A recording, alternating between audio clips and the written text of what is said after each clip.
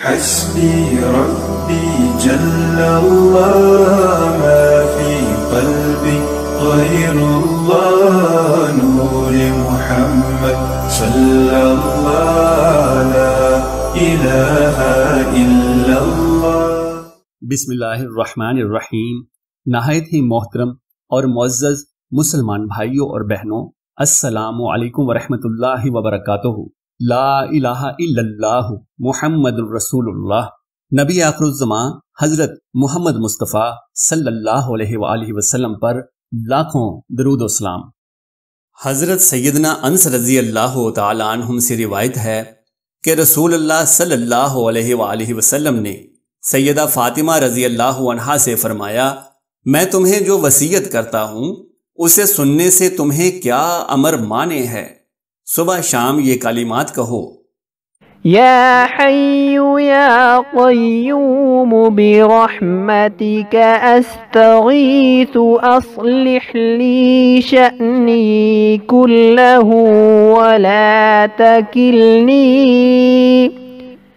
الی نفسی طرفۃ عین۔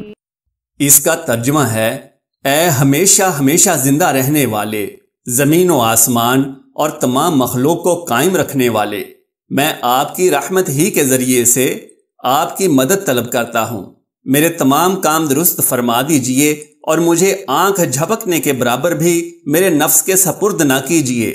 یا حی یا قیوم دعا کا آغاز ہی اللہ مالک الملک کے دو پیارے ناموں سے کیا گیا ہے۔ برحمتک استغیث، ان الفاظ کے ذریعے سے اللہ مالک الملک کی رحمت کا واسطہ دے کر اس سے مدد اور استغاثہ طلب کیا گیا ہے۔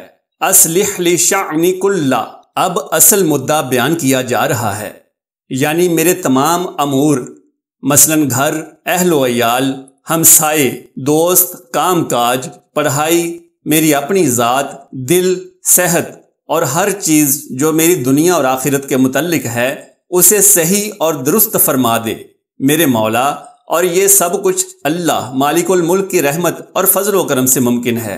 لا تکلنی الی نفسی طرفۃ عین، کہ مجھے ایک لمحے کے لیے بھی اور آنکھ جھپکنے کے برابر، اور یہ کسی چیز کے کم ہونے پر مبالغے کے لیے بولا گیا ہے، میرے نفس کے سپرد نہ کرنا۔ سبحان اللہ، ماشاء اللہ، نہایت ہی خوبصورت اور بے حد قیمتی دعا ہے، خود بھی پڑھیں اور مجھ ناچیز کو بھی دعاؤں میں یاد رکھیں۔ جزاک اللہ خیرا۔ یا حی یا قیوم برحمتک استغیث اصلح لی شأنی کلہ ولا تکلنی الی نفسی طرفۃ عین۔